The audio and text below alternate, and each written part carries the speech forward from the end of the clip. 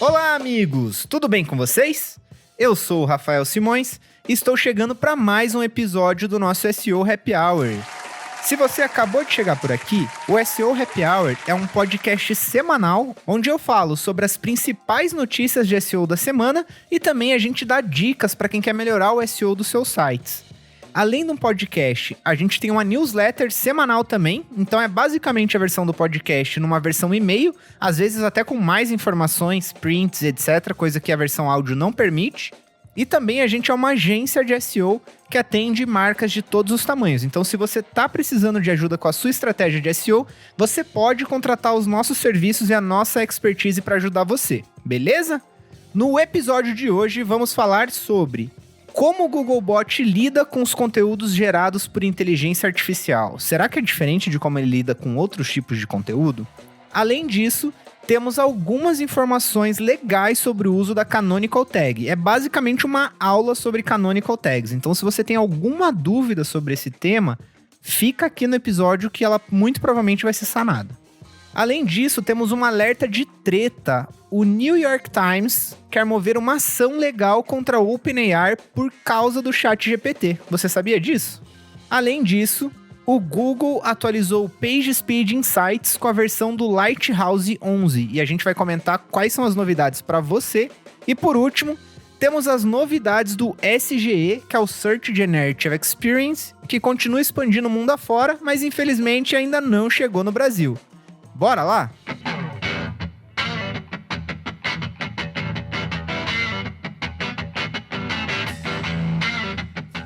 E para começar, temos aqui uma fala do Martin Splitt, que é Developer Relations do Google. O Martin, ele trabalha junto com o John Mueller, então é legal que dessa vez vocês vão ouvir uma fala de alguém diferente. O cara manja muito de JavaScript e ele que cuida de um monte de parada relacionada a isso lá. Ele falou sobre como o Googlebot, que é o principal web crawler do Google, lida com o aumento dos conteúdos gerados por inteligência artificial. A dúvida teve foco na renderização feita pelo crawler e no controle de qualidade do conteúdo na web. Então assim, o Google, ele permite que pessoas enviem dúvidas para eles, para que as pessoas que trabalham no Google respondam as dúvidas. Bem similar ao que a gente faz no momento Tira Dúvidas aqui. E uma pessoa perguntou se o Google lida com conteúdo gerado por inteligência artificial de forma diferente do que ele lida com outros conteúdos na etapa de renderização. Então, para quem não sabe, vamos só dar um contexto aqui um pouco para trás. O Google, quando ele avalia uma página, ele primeiro inspeciona o código-fonte daquela página, que é a versão sem JavaScript, aquilo que acontece quando você vê só as letrinhas pretas, bem as coisas de programador mesmo. Depois de fazer isso, se o Google julga necessário, ele também renderiza essa página num Chrome, o mesmo browser que você usa, para ver como que é a versão dela carregada, digamos assim, né? A versão total da página versus a versão código. E a resposta do Martin é que o Google não está fazendo nada de novo para lidar com o conteúdo gerado por inteligência artificial. Olha só o que ele falou. Abre aspas. Nós, Google, né? Controlamos a qualidade do conteúdo em diversos estágios do processo de crawling. O crawling é o rastreamento. Então, se chegarmos à conclusão que o conteúdo é uma merda, e ele falou exatamente assim, gente, nós, Google, pulamos a etapa de renderização. O conteúdo criado por inteligência artificial pode aumentar a escala desse controle, mas não muda muito no fim das contas. Fecha aspas. Mas o que isso quer dizer?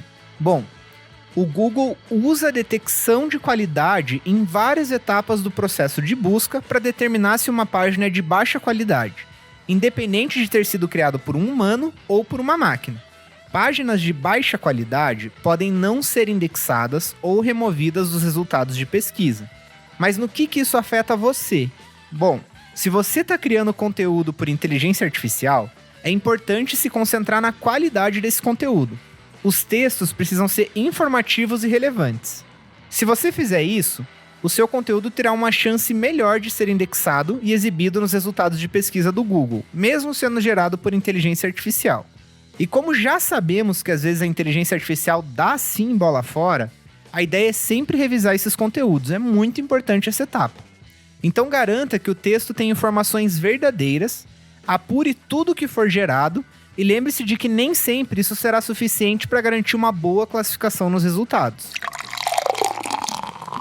E quem aqui que ouve esse podcast tem dúvida sobre o uso da tag canônica? É nisso que vamos falar nesse bloco agora. Por aqui, a gente ainda não sabe se a canonização em SEO tem alguma relação com a canonização católica, de quando alguém vira santo, sabe? Mas, se você souber de algo, conta pra gente. O que a gente sabe é que a Women in Tech SEO mandou bem demais com um artigo completíssimo sobre como lidar com conteúdo duplicado e como usar a tag canônica em detalhes. E como eu sou muito bonzinho, eu trouxe alguns pontos principais desse artigo pra gente debater aqui. Primeiro, eu queria falar sobre as possíveis causas de um conteúdo duplicado, porque na maioria das vezes ele não é proposital, acontece sem querer mesmo. Lembrando que conteúdo duplicado é quando um mesmo conteúdo ou um conteúdo muito similar é acessível por mais de uma URL. Uma das principais causas de duplicação de conteúdo é quando temos versões alternativas de um site. Por exemplo, se você tem um site que ele abre tanto em HTTP quanto em HTTPS, ou se ele funciona tanto com um www quanto sem o www, ou se as suas páginas abrem tanto com uma barra no fim quanto sem uma barra no fim, isso tudo é conteúdo duplicado para o Google. Por quê? Porque você está mostrando a mesma coisa em diferentes URLs. Esses são os casos mais simples de serem identificados e resolvidos, digamos assim. Uma outra causa é quando o mesmo conteúdo é acessível em várias URLs. Geralmente, isso acontece quando você tem filtros ou ordenações. É bem comum esse tipo de problema em e-commerce. O que também pode gerar conteúdo duplicado é o uso de UTM nas URLs, que são aqueles códigos de parametrização de URLs que geralmente as pessoas usam para traquear a conversão. Dependendo de como você tem esse tipo de página e de como está a sua tag canônica, ela pode sim ser considerada pelo robô como uma página diferente, gerando um problema de conteúdo duplicado. A paginação também pode ser tratada como conteúdo duplicado, caso ela não apresente resultados diferentes ao paginar as páginas ou tenha muito conteúdo similar, né, em suas paginações e pouco conteúdo único. Então também aí é um ponto de atenção. E por fim, tem as páginas internacionais, que são URLs criadas para atingir diferentes locais. E também tem o syndicated content, que é quando alguém posta um conteúdo de outra fonte, ou você mesmo postando o seu próprio conteúdo em outro site. Publicações de conteúdo em outros sites pode levar à duplicação também se não for feito da forma correta. Ou seja, tem bastante coisa para ficar de olho e garantir que o seu site esteja sendo indexado corretamente. Por isso, é importante fazer o uso correto da tag canônica, que é um elemento HTML usado para indicar a URL preferencial de uma página quando existem várias versões idênticas ou semelhantes dela. Quando você usa a tag canônica, você ajuda os mecanismos de busca a entender a relação entre várias versões de uma página e a melhorar a precisão dos resultados de pesquisa, porque você indica para ele qual é a página principal, evitando que ele cometa erros, porque sim, o Google comete erros. Então imagine que você trabalha em um site, um e-commerce, que vende peitorais para cães em várias cores. Páginas individuais foram criadas para cada variação de cor, resultando em 10 URLs diferentes para aquele produto. Então tem preto, amarelo, vermelho, azul, branco, 10 cores diferentes, em que a única coisa que muda na página de uma para outra é a cor do produto. Todo o resto é igual, o nome, o preço, a imagem, a descrição e etc. O problema é, quando alguém vai pesquisar no Google por peitoral para cachorro, por exemplo, peitoral de cachorro, ou alguma consulta relacionada que possa ter isso como resultado, todas essas 10 URLs do seu site vão competir entre si para aparecer nos resultados de pesquisa. Ao invés de você competir só com as pessoas de fora do seu site, o seu site está competindo com ele mesmo. Quando você tem páginas duplicadas, isso pode levar a confusão para os motores de busca.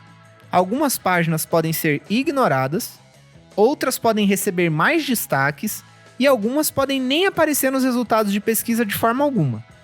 E é aí que a tag canônica entra para fazer a diferença na sua estratégia. Essa tag garante que qualquer página duplicada sejam devidamente identificadas e orienta os motores de busca a reconhecer e exibir uma única página preferida nos resultados de pesquisa.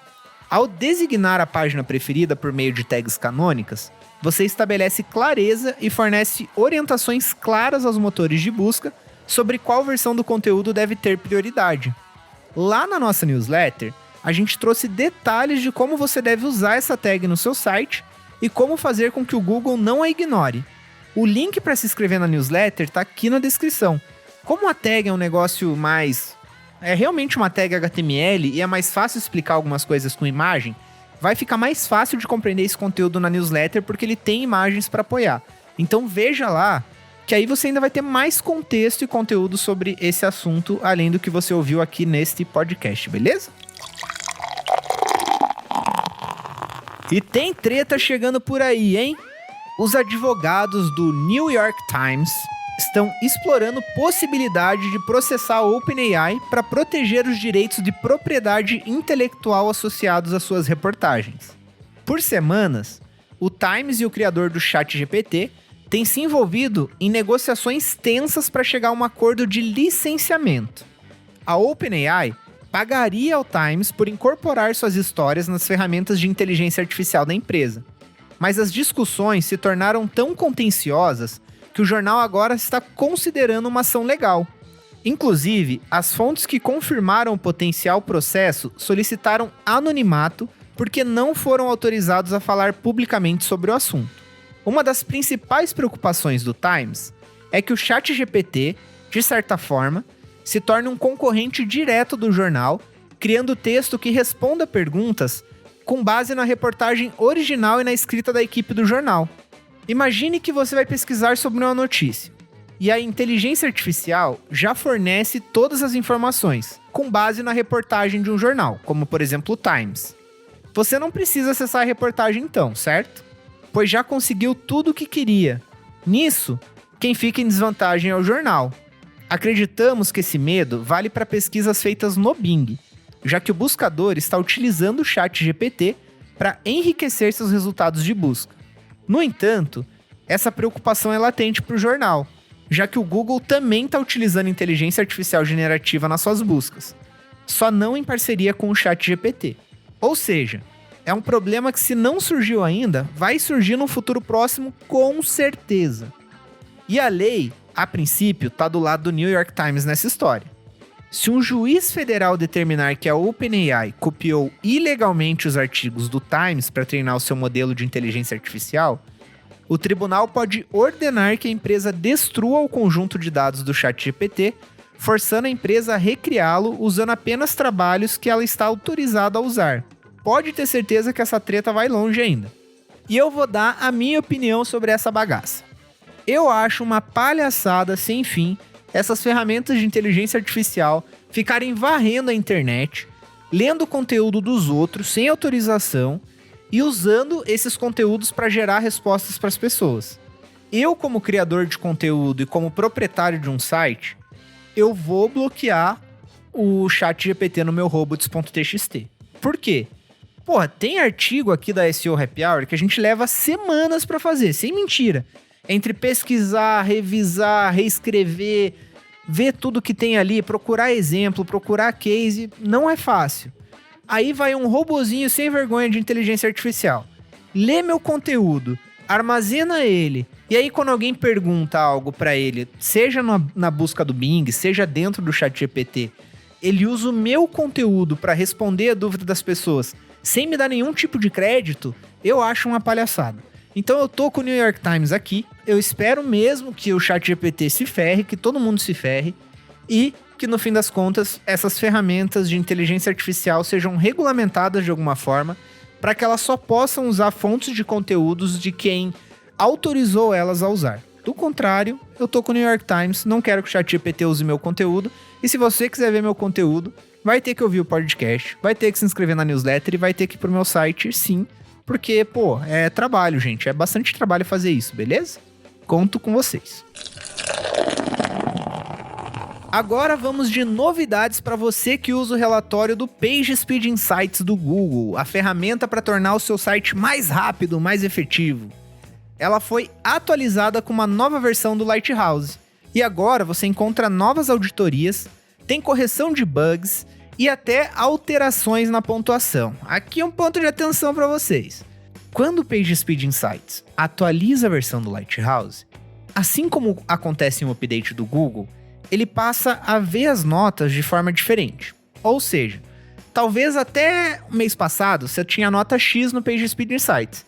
E agora, como ele atualizou a versão do Lighthouse, você vai ver a nota Y. Essa nota Y pode ser melhor ou pior, mas isso não significa que seu site está melhor ou pior. Ele só mudou a forma como ele vê essa informação, beleza?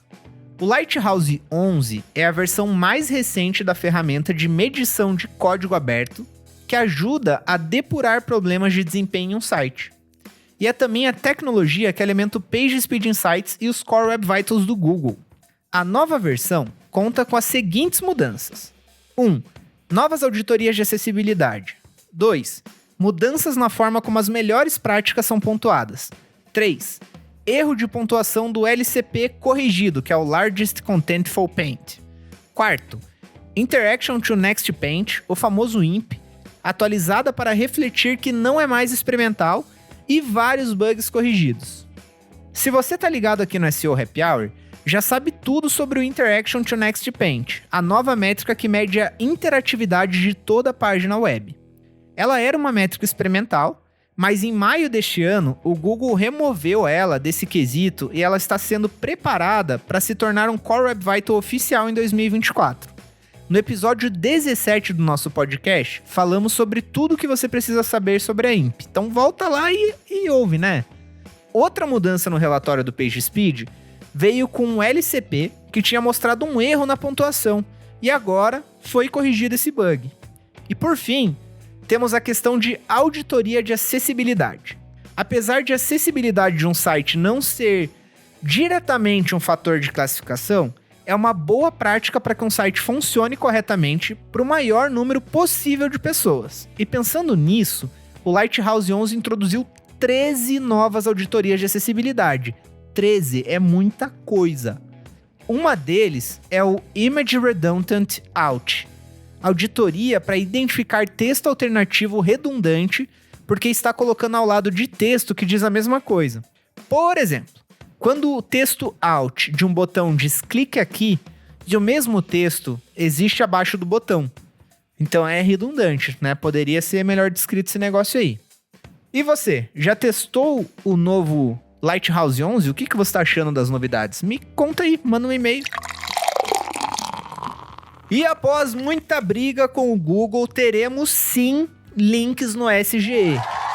A experiência de AI generativa na pesquisa do Google, chamada de SGE, ou Search Generative Experience, está chegando para mais pessoas ao redor do mundo, com destaques para disponibilidade na Índia e no Japão. No Brasil, a gente ainda não tem uma data confirmada, infelizmente. Mas além de levar o SGE para a Índia e para o Japão, o Google fez algumas novidades, nessa bagaça. E eu vou te contar aqui os principais pontos abordados na matéria do Google sobre o status atual do SGE. Primeira coisa, aprendendo com experimentos iniciais. O Google está adquirindo conhecimento por meio das experiências que as pessoas estão tendo com o SGE. Então, quanto mais gente usa, mais ele aprende. De acordo com dados da empresa, o SGE está tendo uma avaliação positiva das pessoas, principalmente dos mais jovens com idades entre 18 e 24 anos.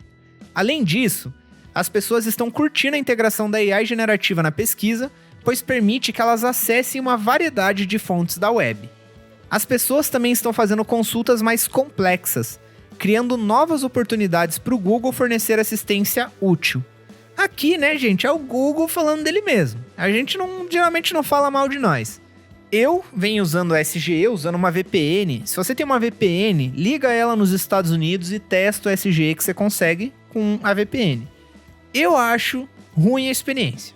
Mas eu não tô também dentro dessa faixa de 18 a 24 anos. Talvez essa nova geração goste. Eu acho sem pé nem cabeça as respostas que eles estão dando lá na grande maioria das vezes.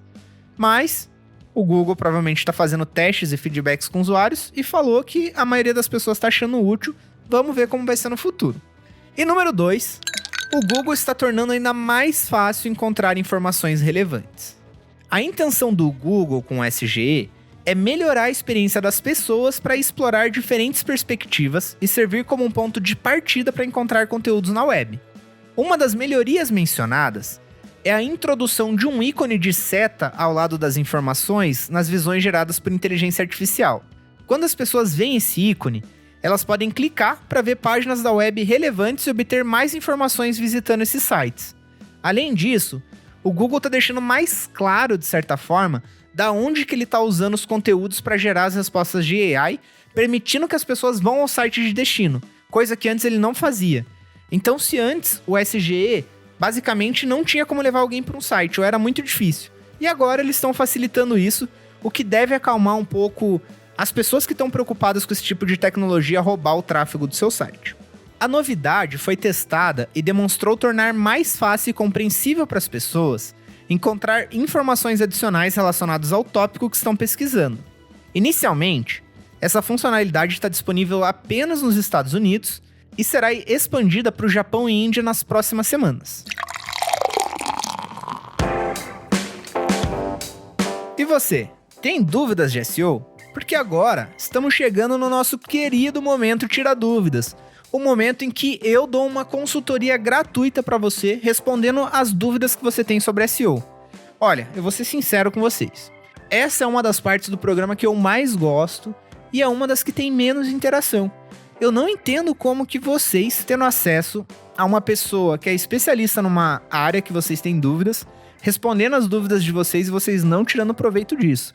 Gente, se tiver um podcast que faz isso, eu estaria lá toda semana perguntando, igual o Caio Casselli faz. Pô, o Caio Casselli, quem ouve o nosso podcast, ele tá sempre aqui. E hoje a gente tem uma pergunta dele, que é: Rafa, quais dicas você dá para melhorar o posicionamento dos produtos no Google Merchant Center? Ótima pergunta, Caio. O Google Merchant Center, para quem não sabe, é a parte do Google onde ele lista produtos. E os produtos que estão no Merchant Center, eles também aparecem na busca convencional do Google e na aba Shopping da busca do Google. Então o Google ele tem várias abinhas ali, resultados web, imagens, notícias e tem a aba Shopping. Se você quer aparecer na aba Shopping, você precisa estar no Merchant Center, senão é basicamente impossível. E o Merchant Center não faz muito tempo, mas já chega a fazer mais de um ano. Ele tem hoje resultados orgânicos. Então antes, se você queria aparecer no Merchant Center, você tinha que pagar. Hoje você pode aparecer no Merchant Center de forma gratuita. O Google liberou o Merchant Center de forma gratuita porque nos Estados Unidos, mais de 50% das buscas relacionadas a produtos não acontecem no Google. Vocês sabiam disso? Acontecem na Amazon. As buscas se iniciam dentro do site da Amazon. E o Google, perdendo share de mercado, muito inteligente que é, foi lá e liberou o Merchant Center para todo mundo para tentar brigar com a Amazon mais de perto. Então, para você melhorar os seus resultados dentro do Google Merchant Center, a coisa mais importante que eu tenho para te dizer é que o seu feed de produtos, o seu cadastro de produtos dentro do Merchant Center precisa ser o mais completo possível. Então, assim, começa pelo nome do produto. O nome do produto ele tem um peso muito grande, é como se fosse o title da página numa página web convencional. Então, tenha certeza que você está usando as palavras certas lá. Por exemplo, você tem um produto que se chama refrigerador, muda o nome para geladeira. Por quê? Porque muito mais pessoas procuram geladeira do que refrigerador. Então só com isso o teu produto vai ter muito mais visibilidade. Inclua os atributos principais do teu produto, cor, quantidade, todas as informações possíveis no nome ali, porque ela tem um grande peso dentro do Merchant Center. A imagem do produto também tem um peso, então tenha certeza que a imagem que você está colocando lá está dentro das dimensões adequadas que eles exigem, tem uma boa resolução, tudo que você pode fazer para que destaque essas imagens o máximo possível. E por fim, o Google Merchant Center ele tem diversos atributos relacionados ao produto que você pode preencher, que é, por exemplo, tamanho, cor, várias coisas. Então preencha esses atributos no seu feed no lugar correto, para que quando as pessoas usem o Merchant Center, elas possam filtrar, e quando elas filtrarem, o seu produto poder ser uma resposta. Além disso, o Google Merchant Center ele tem categorias pré-definidas. Então ele tem ali mais ou menos, acho que umas 500 categorias que você pode alocar o seu produto, e esse trabalho também é manual, então aloque o seu produto na categoria correta, porque se ele estiver na categoria errada, também isso vai diminuir a visibilidade dele. Uma boa forma de fazer essa otimização que eu comentei com vocês é criando um feed de produtos auxiliar, alternativo, acho que é a forma que eles chamam. Então você tem o teu feed principal, você cria um feed alternativo e você faz as edições que você quer no feed alternativo. Dessa forma, você não precisa do time de desenvolvimento nem mudar no teu site as informações e você consegue mudar elas apenas no Merchant Center. Essa é uma dica muito valiosa. Testa aí e me conta. E a segunda dúvida é da Jaqueline Cavalcante. E ela falou o seguinte: Oi, qual a importância do SEO nos materiais ricos? Já rolou essa pergunta aqui? Seu podcast ajuda muito o analista júnior aqui. Pô, Jaque, obrigado pela sua mensagem, pela sua dúvida, e eu fico muito feliz que esse podcast te ajuda de alguma forma. Continue mandando suas dúvidas aqui que a gente vai responder e vai poder te ajudar ainda mais. Mas então, falando sobre materiais ricos, aqui a pergunta ficou um pouco aberta, então eu vou falar meio que de uma forma geral.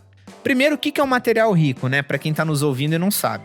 O material rico é, por exemplo, quando você cria um e-book para as pessoas baixarem para que você capte o e-mail delas ou alguma informação de contato de alguma forma.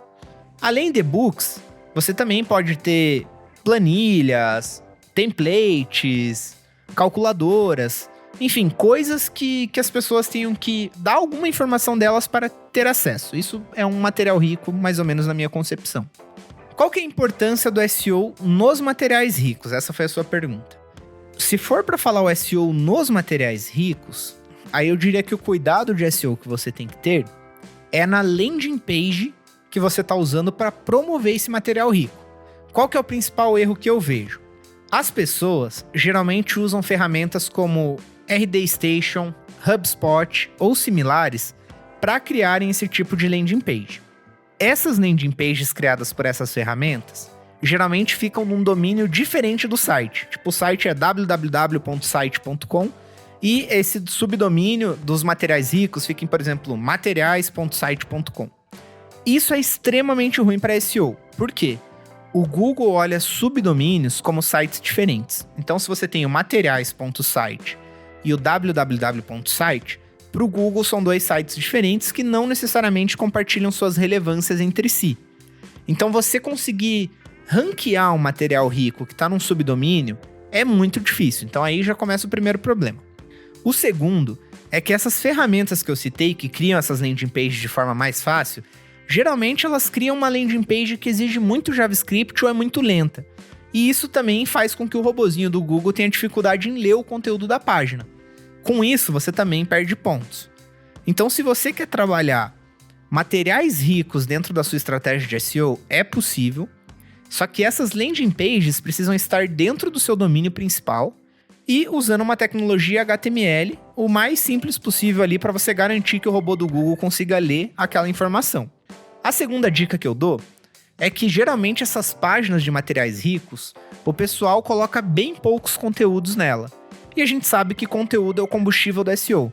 Então, quanto mais conteúdo você puder colocar na sua landing page, mais material você está dando para o Google trabalhar e potencialmente te exibir. Então, não coloque poucos conteúdos. Aqui, provavelmente, você vai ter uma briga com o pessoal de Ads, porque eles vão falar, pô, você está deixando a minha landing page enorme. Mas também é possível você criar uma landing page só para estratégia de SEO e deixar o pessoal do Ads com a landing page que eles querem usar. Agora, se você não estiver falando do material rico em si, como otimizar ele melhor, eu diria que ele é muito importante nas estratégias de SEO, porque dentro da estratégia de SEO, a gente tende a capturar muito tráfego que a gente chama topo de funil, que são pessoas que ainda não têm consciência de que você pode resolver o problema delas. Elas ainda estão tentando descobrir qual é o problema.